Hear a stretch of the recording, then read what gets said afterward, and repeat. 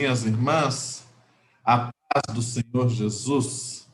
Para você que vai nos assistir em outro momento, boa tarde, boa noite, boa madrugada, seja qual for o momento que você estiver conosco. Que Deus te abençoe e que o que nós vamos estudar aqui hoje seja bênção na sua vida, da sua família, de todos aqueles seus queridos e queridas. Que bom nós estarmos aqui juntos. Estou vendo aqui a nossa tradução para a linguagem de Libras, dos surdos. Muito uma bênção essa nossa irmã, né?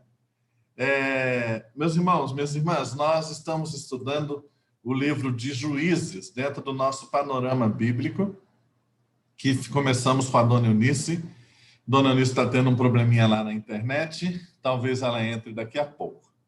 Mas na terça-feira passada nós tivemos um estudo muito bom sobre o livro de Juízes e nós vamos terminar o livro de Juízes na próxima terça-feira.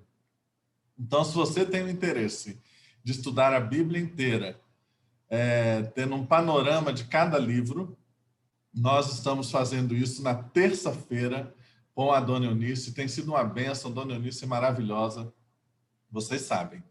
E no domingo, nós pegamos um pequeno trecho de cada livro que nós estamos estudando e exploramos um pouco.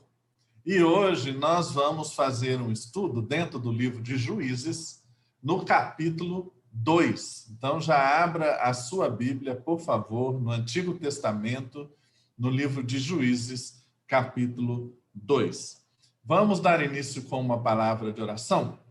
Feche os seus olhos aí, seja qual for o horário que você estiver assistindo isso, feche os seus olhos e ore comigo.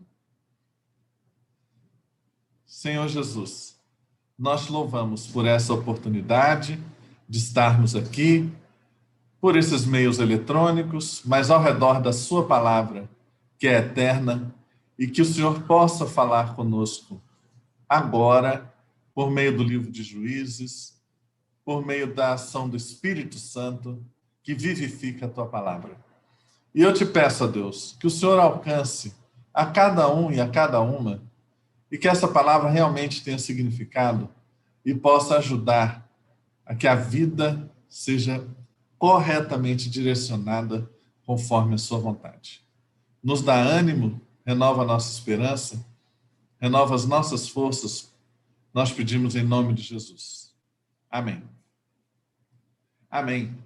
Então, por favor, abra a sua Bíblia no livro de Juízes. Eu preparei aqui uma pequena apresentação, aproveitando que nós estamos usando essas ferramentas, né, tão modernas.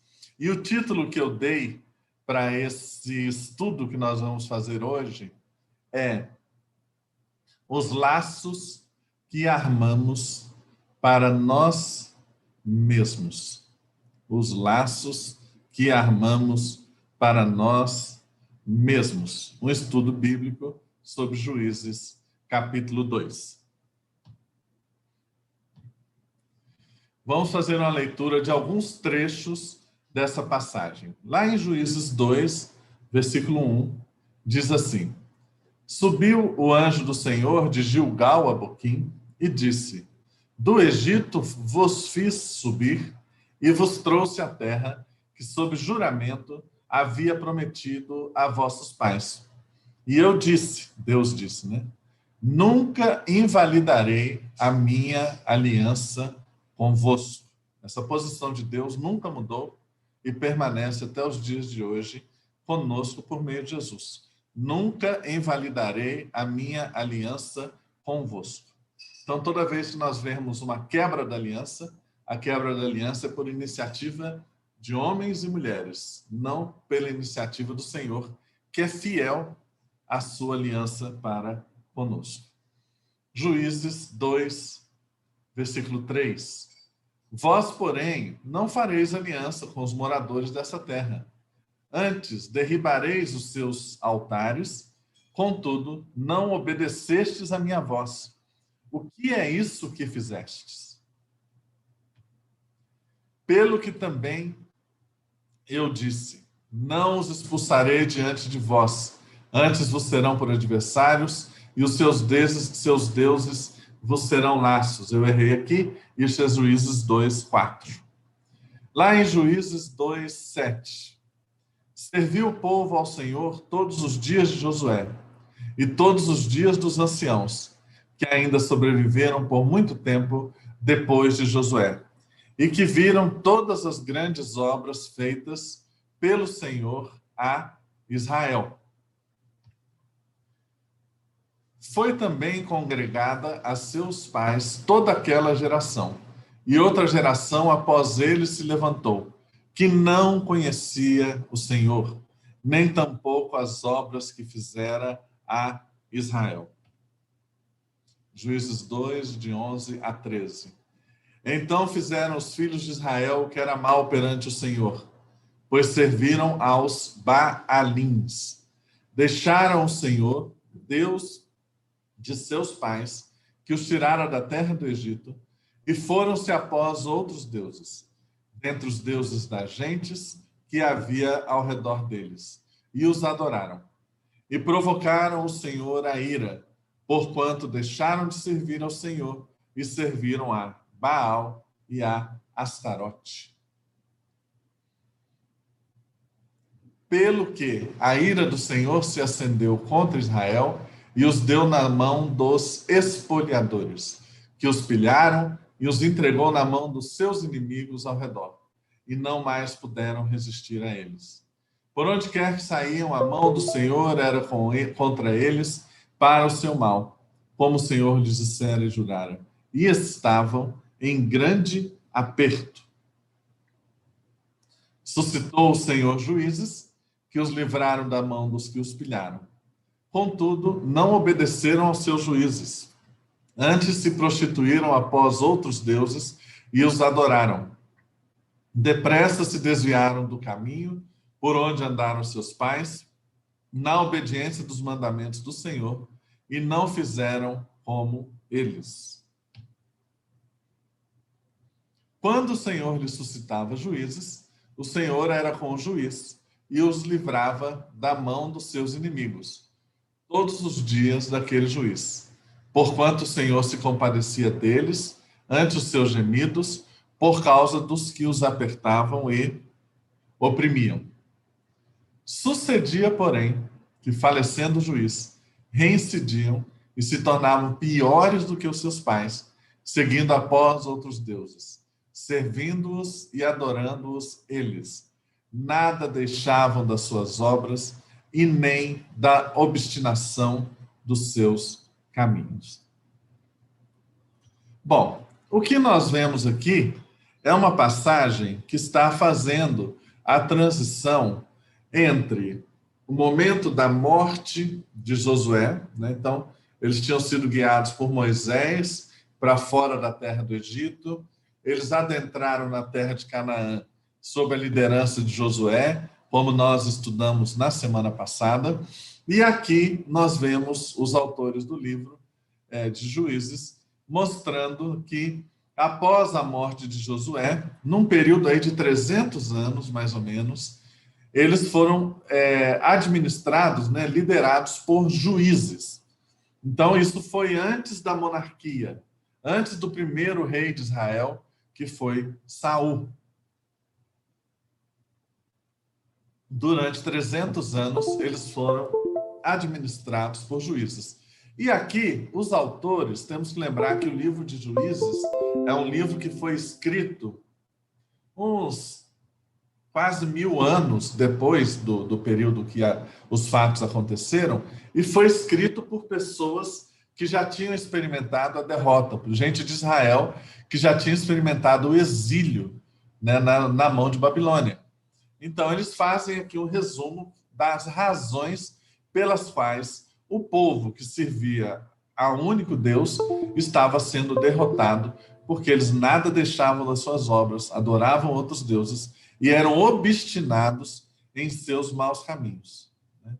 Quando a gente vê, lá em Juízes, nós lemos aqui, né, 2:1, fala assim, olha, o anjo do Senhor falou com eles. Toda vez que a gente vê o anjo do Senhor falar, aqui no Antigo Testamento, na verdade, é o próprio Deus que se manifesta a eles e fala com eles. Se vocês abrirem a sua Bíblia, lá em Gênesis 16, versículo 7, olha lá, Gênesis 16, versículo 7, nós vemos o encontro do anjo do Senhor com Sarai, né?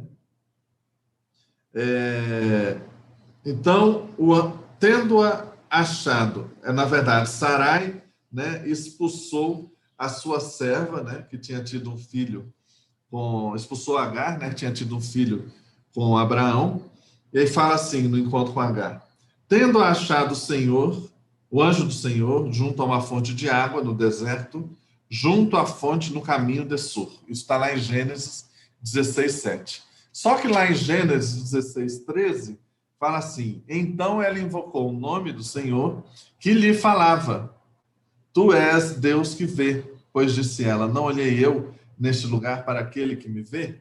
Então, a gente vê que o anjo que falou com ela, na verdade, é o próprio Deus. Toda vez que o pessoal fala, às vezes tem dúvida, né? Ah, que anjo é esse? De onde surgiu? É Gabriel? É um arcanjo?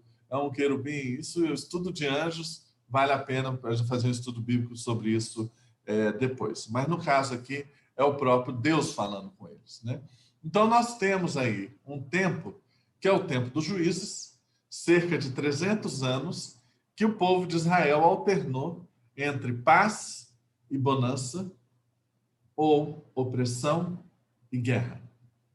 O nome juízes, que vem do hebreu aí, shafetim, pode ser traduzido como guia, direção e governo. Então, não tem o mesmo sentido nosso hoje do juiz como nós conhecemos. Era um sentido de governo, direção e guia do povo, nesses 300 anos que eles foram liderados pelos juízes.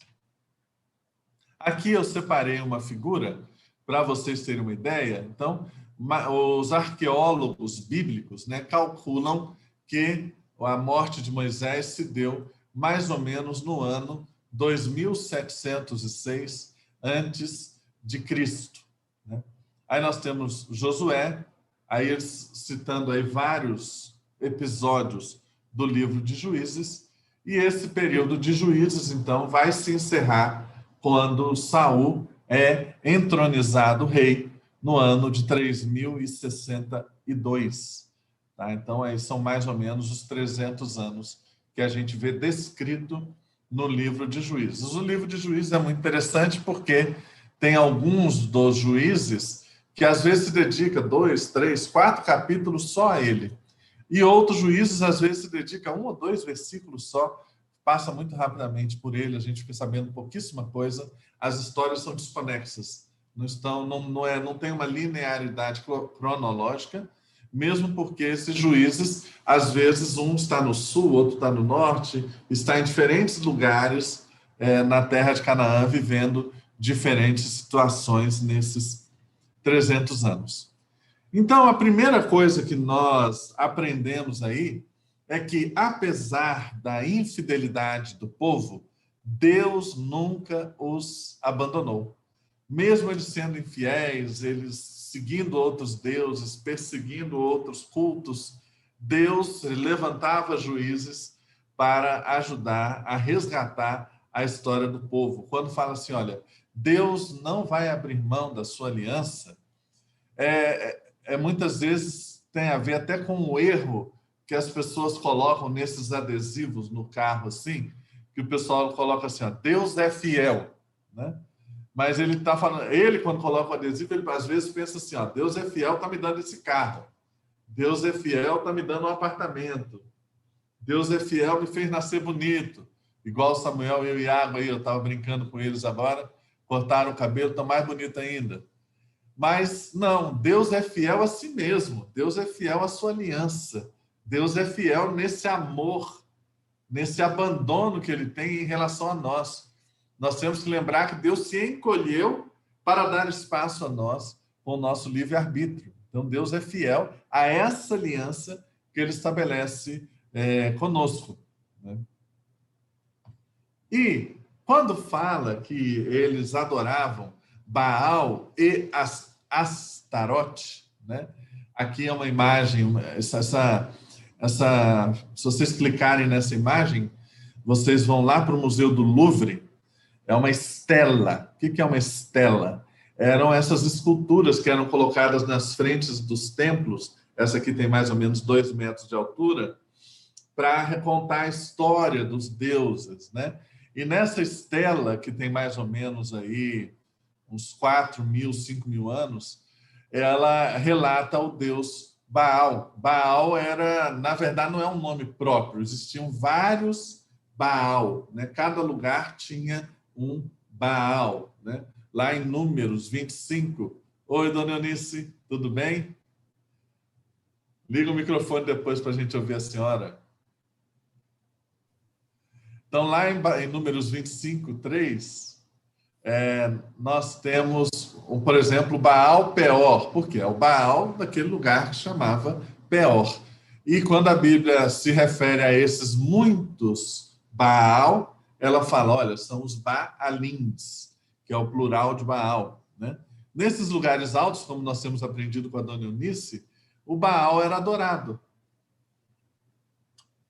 Então, Baal é um deus de princípio macho, né? Ou seja, ele representa um deus macho que dava acrescentamento aos rebanhos à produção da terra. Então, ele tinha a ver com trazer as chuvas, proteção da guerra, era para isso que ele era adorado. E os atos de rituais realizados com muita pompa, muita cerimônia, o pessoal ofertava produtos da terra, incenso, holocaustos e até sacrifícios humanos. Olha lá em Oséias 2, versículo 8. Vamos abrir aí a Bíblia, por favor. Oséias 2, versículo 8. Fala assim: ela, pois, não soube que eu é que lhe dei o trigo e o vinho e o óleo, né, os produtos da natureza. E lhe multipliquei a prata e o ouro. Eles usaram tudo isso para adorar Baal, né, fazer sacrifícios a Baal. E lá em Jeremias 19, versículo 5, fala dos sacrifícios humanos que eram levados a Baal. Jeremias 19, 5 diz assim: e edificaram os altos de Baal para queimarem os seus filhos no fogo em holocaustos a Baal, o que nunca lhes ordenei, nem falei, nem me passou pela mente. A dona Eunice trouxe para nós uma figura recente num dos nossos estudos, mostrando a estátua de Baal com a cabeça de touro, né, de boi, com os braços abertos, uma fogueira embaixo, as pessoas tocando tambor em volta para esconderem o ruído do choro das crianças que eram sacrificadas, os filhos primogênitos, ali para Baal, né? Esse era Baal, era um deus macho que esses povos adoravam. Já Astarote, essa figura, se vocês clicarem nela, é uma figura da deusa Ishtar, que é uma das versões da deusa Astarote, e essa figura está lá no Museu Britânico, e é muito impressionante também, porque ela tem mais de 1 metro, é muito forte. Esses símbolos na mão dela são os símbolos da vida eterna, né? As corujas, o símbolo da sabedoria, os leões, porque ela muitas vezes era considerada a deusa da guerra também, né? Toda vez que você vê a imagem de Astarote, tudo que é sexual dela, os seios, o quadril, né? É sempre exagerado, muitas vezes mais do que isso aqui, porque ela era também a deusa da fertilidade. Então, Baal, deus macho, Astarote, a deusa fêmea, uma figura feminina, e ela era considerada como deusa da guerra. Lá em 1 Samuel 31, 10, nós vemos, abre lá, por favor, em 1 Samuel 31, versículo 10, quando Saul é morto, os filisteus pegaram tudo de Saul e colocaram no templo de Astarote. Olha lá, 1 Samuel 31:10. Puseram as armas de Saul no templo de Astarote e o seu corpo afixaram no muro de Bet-Sean. Então, para adorar Astarote, porque eles tinham vencido a batalha contra Saul, eles fizeram isso. Astarote era conhecida principalmente como deusa da fertilidade. E a sua adoração consistia de orgias sexuais nos seus templos, feitas por prostitutos cultuais e prostitutas cultuais. Nós vimos isso várias vezes acontecendo ao longo da Bíblia, né? Então, quando na Bíblia fala muito fortemente contra a prostituição, na maior parte das vezes está falando também nessa ênfase da prostituição cultual. Isso existe ainda nos dias de hoje? Olha, não tenha dúvida que existe. Muitas coisas que estão acontecendo hoje, por exemplo, em bailes funk, são adoração a Astarote, na medida em que as pessoas se entregam plenamente à orgia, isso se torna uma espécie de culto religioso. Tanto que quando a gente encontra, às vezes, pessoas que passaram por experiências sexuais muito fortes, se dedicaram muito à questão da sexualidade, a pessoa tem dificuldade de sair disso como se fosse uma escravidão. Porque se prostituíram, né? No Brasil é mais conhecido dentro da cultura aqui, do sincretismo religioso, quando fala, não, essa é dedicada à pombagira, porque a pombagira, dentro da religiosidade africana que chegou no Brasil, tem mais essa ênfase na questão sexual. Então, você, quando fala assim de prostituição na Bíblia, tem a ver muito com essa prostituição cultural e que as pessoas estão repetindo nos dias de hoje, né? Eu queria destacar com vocês, nessa passagem, reabra lá em Juízes 2, alguns trechos que às vezes passam despercebidos. Quer ver? Estou abrindo aqui, Juízes 2. Então, lá em Juízes 2, versículo 3, a gente vê assim, né?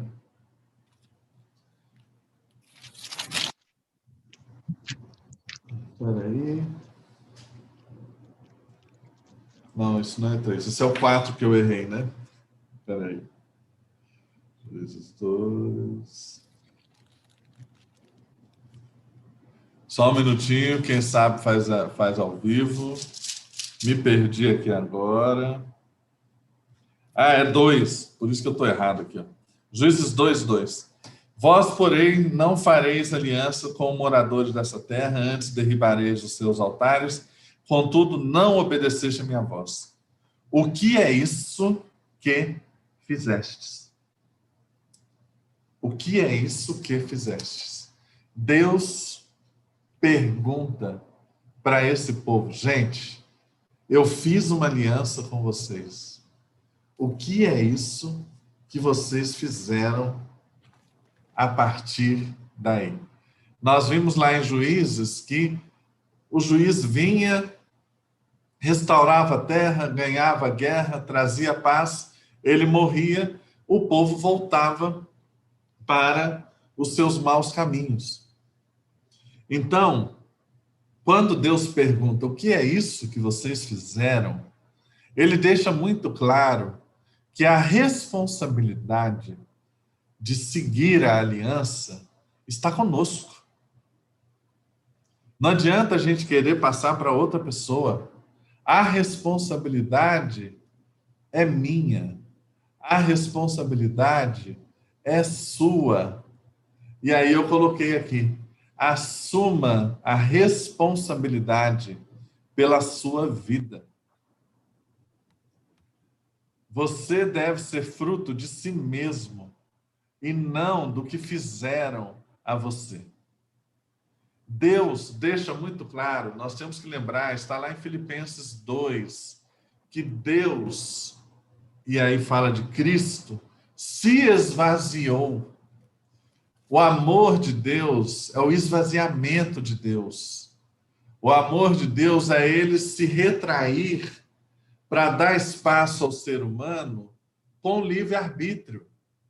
Nós só temos livre-arbítrio porque Deus se retrai. Deus permite que a gente tenha responsabilidade sobre a nossa própria vida. E nós, às vezes, quantas pessoas que a gente não encontra, nós mesmos, eu mesmo, que você fala assim, mas isso eu sou assim por causa dos meus pais. Se meu pai tivesse sido diferente. Se a minha mãe tivesse sido diferente. Mas fulano me perseguiu quando eu era jovem. Eu fui maltratado quando eu era criança. Temos todos traumas, alguns muito graves, que precisam ser muito bem tratados, inclusive com terapia. Mas você não precisa ser fruto dos outros. Não deixe que o que os outros fizeram a você determine quem você é ou quem você será. Quando Deus pergunta o que é que vocês fizeram, eu acho que é uma pergunta existencial, fundamental. Deus deixou nas nossas mãos as condições para nós assumirmos a responsabilidade pelo nosso caminho, pela nossa própria vida. Portanto, vamos aproveitar isso que Deus nos deu e vamos não cair no determinismo, não achar que a gente não pode mudar. Vamos sair dessa ideia de que a vida não tem outro caminho. Ela é assim mesmo. Eu sou infeliz porque eu tenho que ser infeliz, eu não tenho como mudar. Eu sou solitário porque eu não consigo mudar. Sabe? Eu não consigo sair desse pecado, eu não consigo alterar o rumo da minha vida. Deus está perguntando, olha, o que é que você fez? O que é que vocês fizeram a si mesmos? Assuma a responsabilidade da sua vida. Eu li agora uma parte de um livro, diz assim, olha, entregue o que de velho existe em você à morte, para que algo novo possa irromper e ser integrado numa vida diferente. Isso vale para mim, isso vale para a Dona Eunice, isso vale para o juvenil, isso vale para o jovem, não importa a idade. Não deixe aquilo que está te corrompendo te dominar. Jogue fora o que é velho, o que precisa ser jogado fora, e deixe o novo nascer em você. Isso é muito importante. Deus está perguntando, olha, o que é que vocês fizeram? O que é que vocês estão fazendo? Por trás dessa pergunta está o seguinte, meu caro, minha cara, meu filho, minha filha, a responsabilidade pelos rumos da sua vida é sua. Deus está aqui com você, fiel à aliança que ele tem com você. Deus te deu Jesus Cristo para nos ensinar a andar, a nos comportar, para ter alguém para imitar. Deus já fez tudo. A palavra dele está na nossa mão. A responsabilidade por seguir a palavra de Deus, seguir o exemplo de Cristo, ser fiel à aliança com Deus, é sua e é minha. O que é que vocês estão fazendo com a aliança que Deus tem com você? Assuma a responsabilidade pela sua vida. Você deve ser fruto de si mesmo e não do que fizeram a você. Um segundo aspecto que me chamou a atenção está lá em Juízes. Vamos ver se eu acertei agora, né? Estou errando muito, viu, dona Alice, hoje? Isso é normal. A senhora me perdoa, né? A senhora não vai me reprovar, não, né? Não, eu também faço isso. Todo mundo faz isso. Lá em Juízes. Juízes. Esse está 2. certo. 10. Foi também congregada a seus pais toda aquela geração e outra geração após ele se levantou, que não conhecia o Senhor, nem tampouco as obras que fizera a Israel. Eles não conheciam ao Senhor.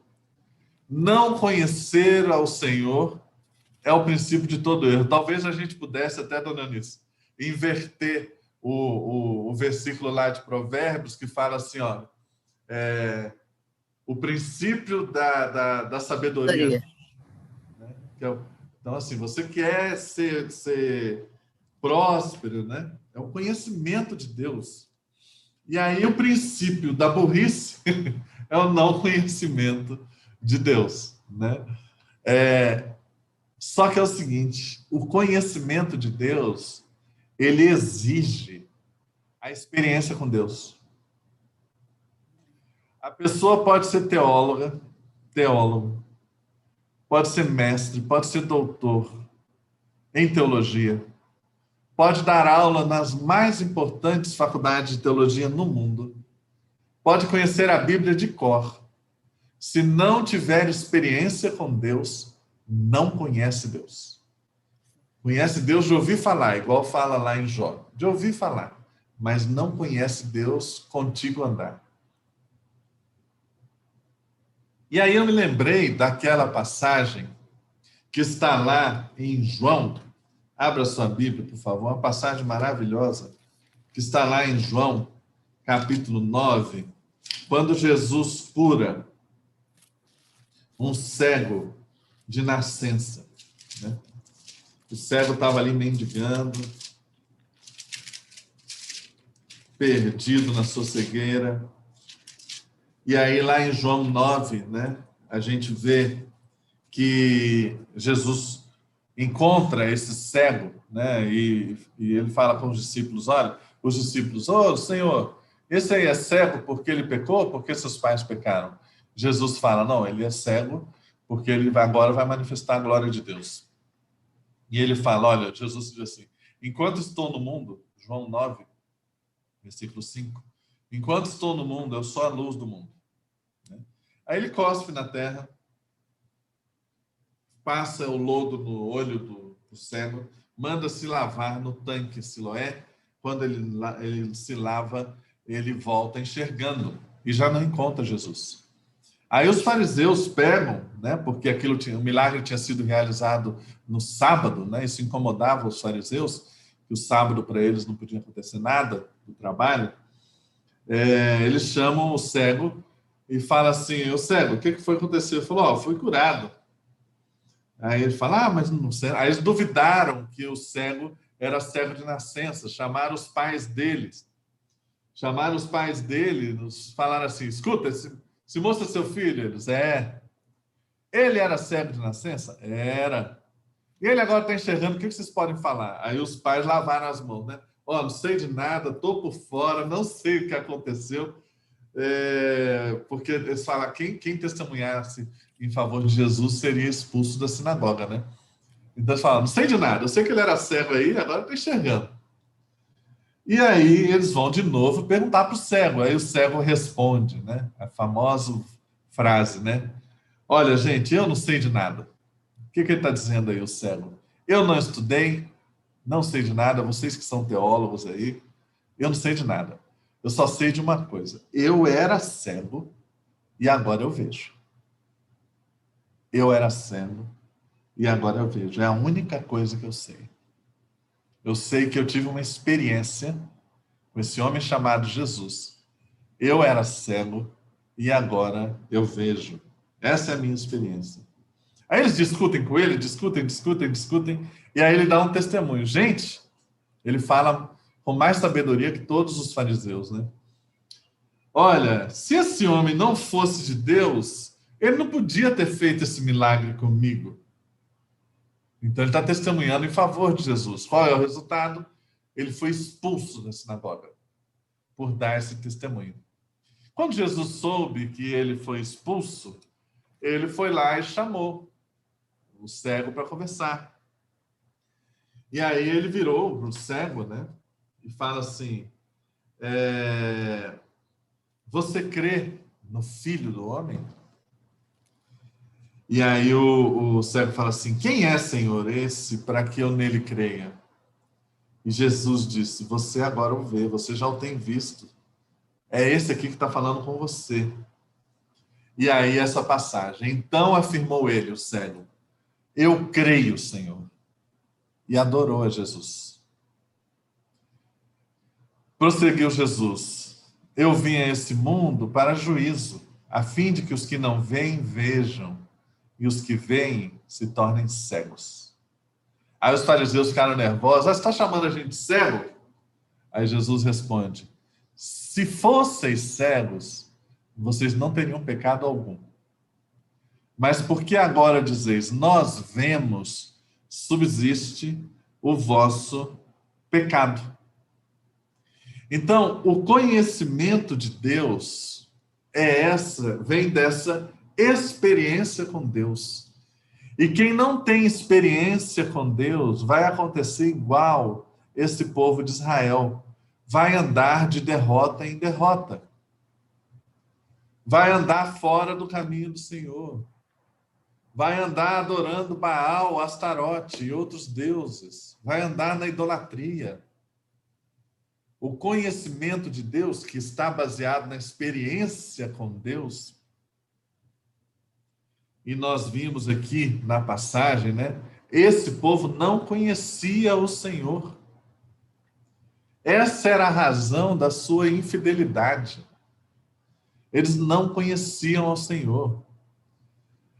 Olha, meus irmãos, minhas irmãs, cada vez mais eu vejo avançando aí na vida. Daqui a pouco eu já vou chegar aos 40 anos, né, dona Alice?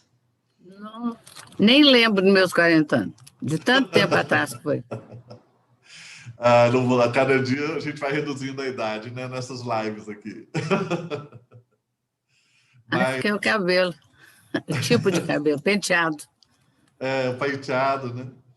Mas a gente vai vendo, à medida que avança na vida, que as pessoas que vão permanecendo, sendo felizes, dando frutos, enfrentando os problemas da vida, todo mundo enfrenta problema na vida, mas tendo significado, tendo paz no coração, são aquelas que continuam a servir a Deus, são aquelas que realmente conhecem a Deus.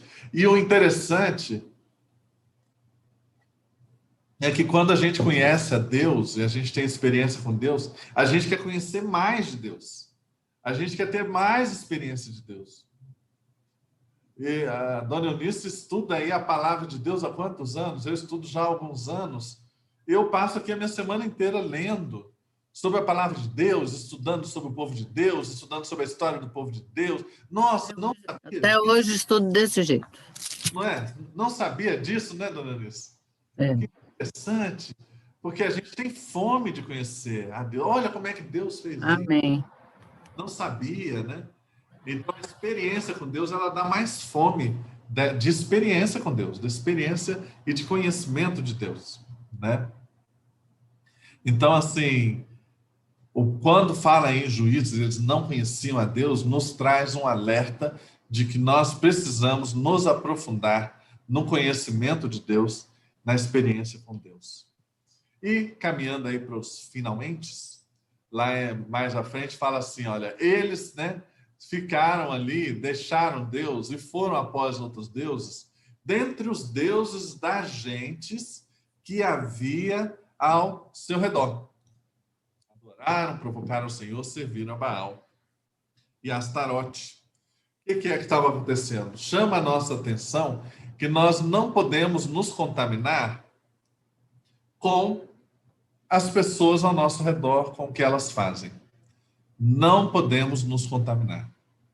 E aí eu quero chamar a atenção o seguinte: o olhar crítico, baseado na palavra de Deus, é o único antídoto contra a contaminação. A gente tem que lembrar lá em Mateus 24, versículo 4 e 5. Jesus respondendo disse-lhes: acautelai-vos que ninguém vos engane, porque muitos virão em meu nome dizendo, eu sou um Cristo, e enganarão a muitos. Eu quero te falar uma coisa, hoje nós estamos cercados de gente idólatra, inclusive dentro das igrejas. Quando você encontra alguém dentro da igreja que está defendendo a guerra, a morte, a pena de morte, a vingança, Quando você encontra alguém dentro da igreja dizendo que alguém é pior do que outro, quando você encontra pessoas dentro da igreja fazendo manipulação política, quando você encontra dentro da igreja manipulação econômica, essas pessoas ao nosso redor são idólatras. Elas servem a ídolos e não ao Deus vivo. O nosso Deus vivo nunca vai defender a guerra, nunca vai defender a morte, nunca vai defender a vingança, o rancor, o ódio. Quem é movido a ódio é idólatra. Não serve ao Deus vivo, não serve a Cristo, não se iluda. Então, nós estamos num momento da história muito confuso.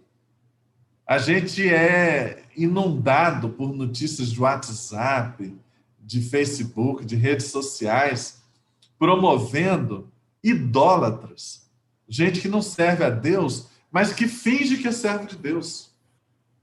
É o lobo em pele de cordeiro.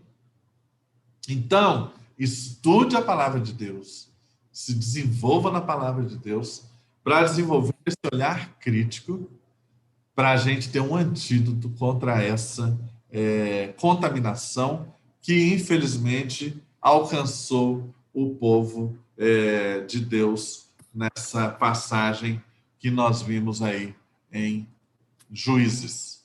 Tá? Então, resumidamente, dona Anice, a senhora gostaria de comentar algo sobre essa passagem? Eu estou gostando muito de ouvir. Ah, mas a senhora está tão bonita, fala alguma coisa também. Bom, ali em Juízes é interessante a gente notar que quando eles pecavam, eles ficavam muito quietos até pecar. Depois que eles pecavam e Deus enviava aquelas pessoas para atacarem o lugar, tomarem as coisas que eles plantaram, o gado e tudo mais, eles então vinham correndo para a presença de Deus pedir ajuda.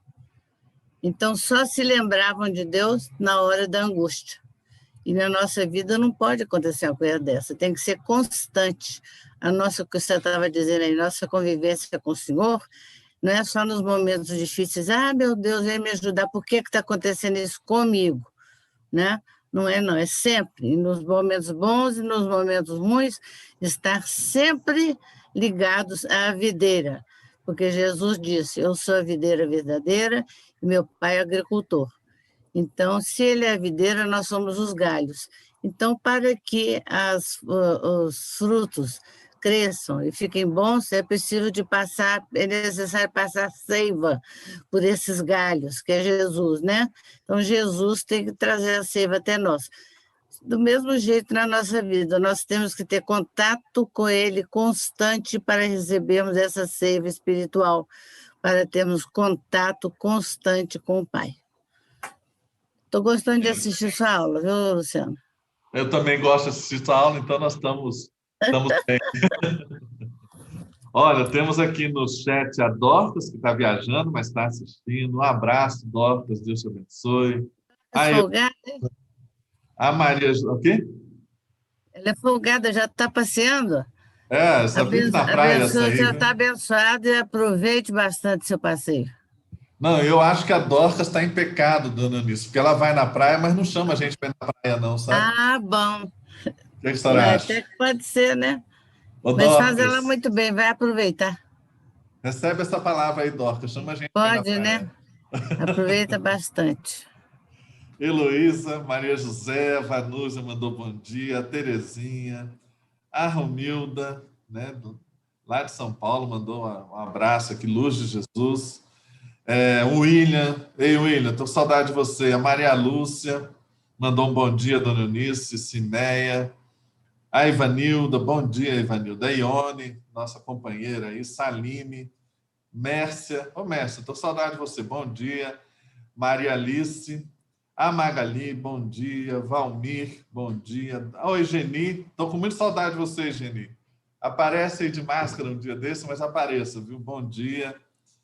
A Patrícia Egídio, bom dia. Marilene, o Ademir, está aqui, bom dia. Mas ninguém mandou uma pergunta difícil, poxa vida. A Ione comentou aqui, normal, isso aí acontece. Mandaram recados aqui, deixa eu ver. A Ione concordando aqui. Aqui, ó, a Docs falou para a gente ir para lá, viu? Que ela aceita a gente lá. Aí, então, bom dia. Raquel. Ó, William, acredito que o primeiro passo é olhar para nós como ser humano, que cometemos erros todo o tempo, contra o próximo, contra Deus e contra nós mesmos. Isso aí, William. Tem toda a razão. E a Maria Alice também mandou um abraço aqui. Então, glória a Deus, que esse estudo possa abençoar você, abençoar muita gente. Nós estamos encerrando um pouco mais cedo, antes das 10, para dar tempo da gente se organizar para estar também no culto das 10h30. Então, não perca a programação da igreja hoje, 10h30. Também o nosso culto à noite. A Ademir e Janaína estão fazendo um trabalho lindo com os casais e com o culto. Tem sido uma bênção. Como que as pessoas estão se desenvolvendo nesse período, né? Os nossos evangelistas, o Delcio é um exemplo aí para nós, a Neide, o Carlos, só gente abençoada, né? Então, dona Nilce, quer dar um recado final? Eu queria, sim, falar para ninguém se esquecer de terça-feira, às 19h30, assistir o nosso estudo, essa parte de juízes completa. Muita coisa interessante que aconteceu ali no livro, que às vezes as pessoas não mencionam. Nós vamos estudar na terça-feira, às 19h30. Não percam. Amém. Não perca. Deus abençoe a cada um. Vamos estar juntos. E lembre-se que não cesse de falar deste livro da lei, acredita nele dia e noite, então farás os seus caminhos e serás bem-sucedido. Vamos Amém. na palavra de Deus e tudo mais vai se resolver em nome de Jesus. Donice, muito obrigado. Deus te abençoe. Nos vemos terça, então. Gente, muito obrigado. Bom dia. Deus abençoe vocês. Tchau. Graça e paz. Chegamos ao nosso momento de ofertas e dízimos. E eu convido você que está em casa a participar nesse momento com a gente. E você pode fazer isso aí na sua casa pelo seu celular. É só baixar o aplicativo PicPay e você vai dar todas as permissões necessárias e apontar a câmera para o QR Code que vai aparecer aqui na sua tela. E através desse QR Code você vai conseguir fazer a transferência ou pagar o boleto. Você também vai ter aqui na sua tela os dados bancários da igreja, para que você faça a sua transferência. Outra opção é o plantão tesouraria, onde você pode entrar em contato com a igreja para poder fazer a sua entrega do dízimo presencial ou combinar que eles buscam na sua casa. Nós contamos com a sua fidelidade nesse tempo. Eu tenho certeza que Deus vai abençoar grandemente a sua vida, a sua família e a sua casa. Deus abençoe.